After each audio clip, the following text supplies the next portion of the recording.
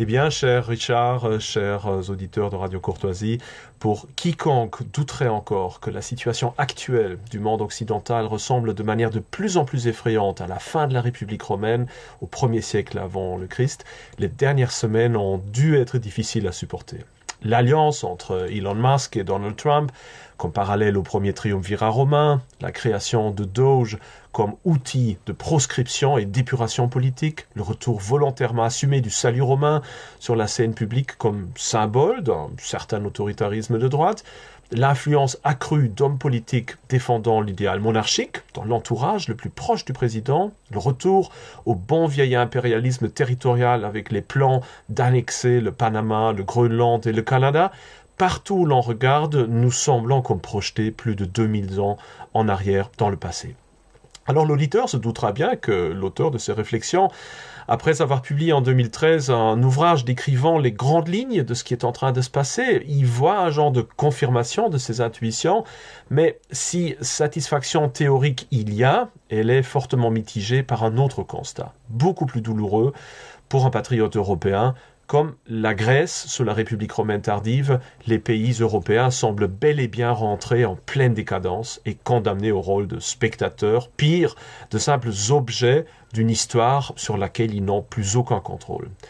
Et c'est là que le bas blesse pour l'Europe, du moins si l'on maintient la comparaison avec la République romaine tardive. En effet, alors que la Grèce avait eu toutes les chances de son côté pour former la base d'un véritable empire méditerranéen et avait prouvé sous Alexandre le Grand la formidable force qui était la sienne, les siècles à venir virent le retour des anciennes disputes et la Grèce fut à nouveau rapidement morcelée. La Macédoine contrôlait le nord, les Ptolémées le monde insulaire, les Séleucides, l'Asie mineure,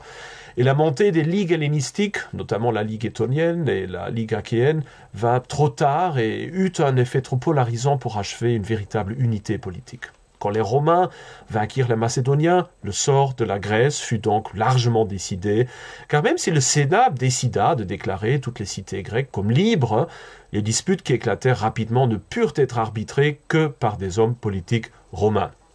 Ainsi, longtemps même avant la provincialisation formelle de la Grèce, l'élite hellène fut transformée en clientèle romaine. Et ce, avec son plein accord, car la Grèce était déchirée non seulement par des luttes entre cités et États, mais aussi entre des classes sociales très polarisées. Sans l'appui de l'oligarchie romaine, cela aurait été très difficile de mater les nombreux soulèvements sociaux exacerbés par la popularité croissante de mouvements idéologiques communistes et égalitaristes. Ainsi, chacun crut tirer profit de ses propres relations prétendument privilégiées avec Rome, alors qu'au fond, il ne faisait que jouer le jeu du Sénat et confirmer le génie de la formule « divide et impera » si brillamment appliquée par les Romains. Et quand, finalement, les guerres mithridatiques pendant lesquelles l'Asie entière se souleva contre les Romains réveillèrent pendant quelques années l'enthousiasme des Grecs et motivèrent même la ville d'Athènes de se détourner de la cause romaine, c'était trop tard pour encore changer le cours des choses.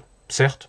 les Romains furent assez cléments avec les insurrectionnistes, une fois la Grèce reconquise après son court soulèvement partiel, mais cette pitié fut plutôt le fruit d'un certain dédain que d'une véritable estime. La Grèce se devait de rester une attraction touristique, une source intarissable d'œuvres d'art et un vivier de professeurs de philosophie et de rhétorique. Et donc, l'on apprécia surtout le côté romantique de son soulèvement, sans lui en vouloir trop, vu que les capacités militaires de la Grèce avaient été largement risibles dès le début. L'Europe ne s'est-elle pas manœuvrée dans une situation analogue face aux États-Unis ? En effet, face à la grande question de savoir qui portera l'état-civilisation final de notre histoire, force est de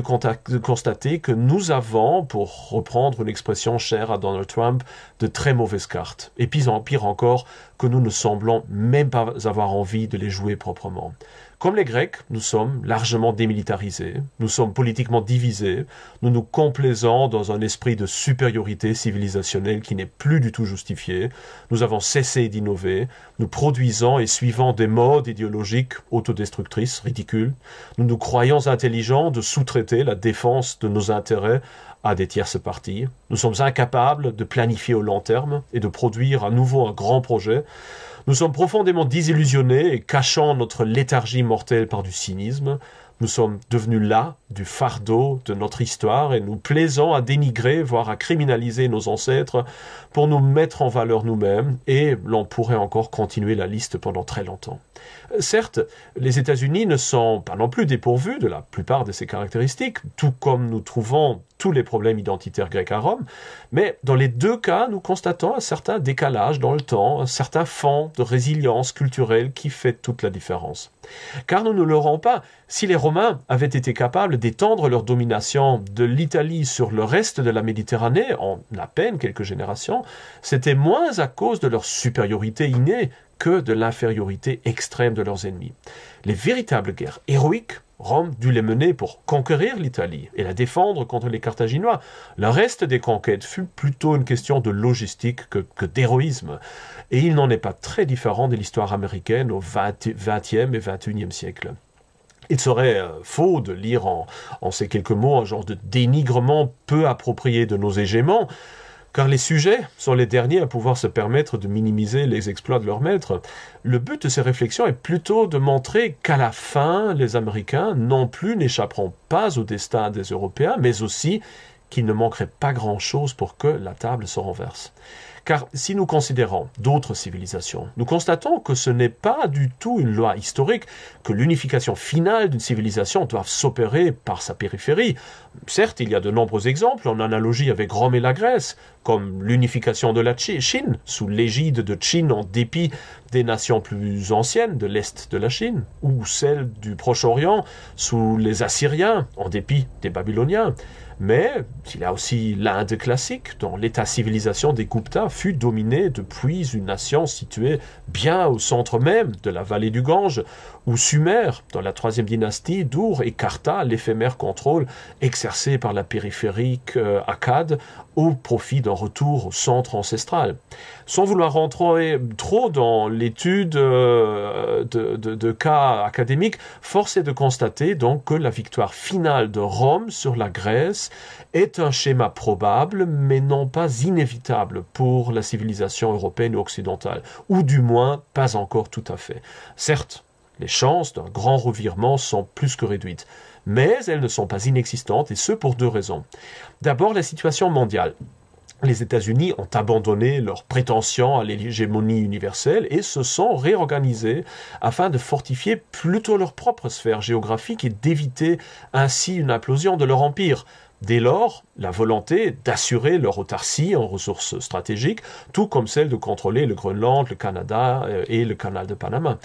Certes, ce recul est plutôt une réorganisation pour mieux préparer le grand conflit avec la Chine, mais cette phase de relative faiblesse pourrait être exploitée par les Européens pour construire les bases de leur propre forteresse géopolitique. Pas étonnant dès lors que Trump tente de s'allier avec la Russie de Poutine, qui a l'avantage de pouvoir être positionné par les États-Unis à la fois contre la Chine et contre l'Europe. Si un tel revirement géopolitique devait vraiment s'opérer,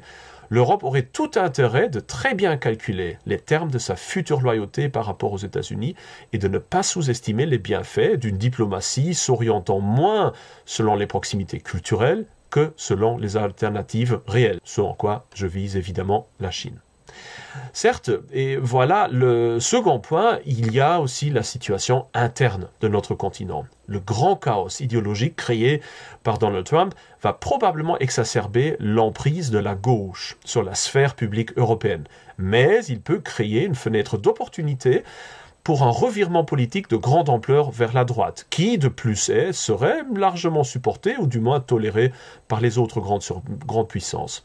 En même temps, le repositionnement américain et l'alignement esquissé entre Trump et la Russie est également en train de refaçonner le débat public européen. D'abord, les atlantistes classiques, vexés et désorientés, ont du mal à justifier leur position et insistent de plus en plus sur une nécessité d'autonomie stratégique du continent, même en dehors de l'Alliance atlantique, et même si ce milieu politique se trouve fortement sous l'égide du Parti démocrate aux États-Unis, le pouvoir de ce dernier est en chute libre. Et les proscriptions actuelles risquent de cimenter durablement l'influence de MAGA sur la politique américaine.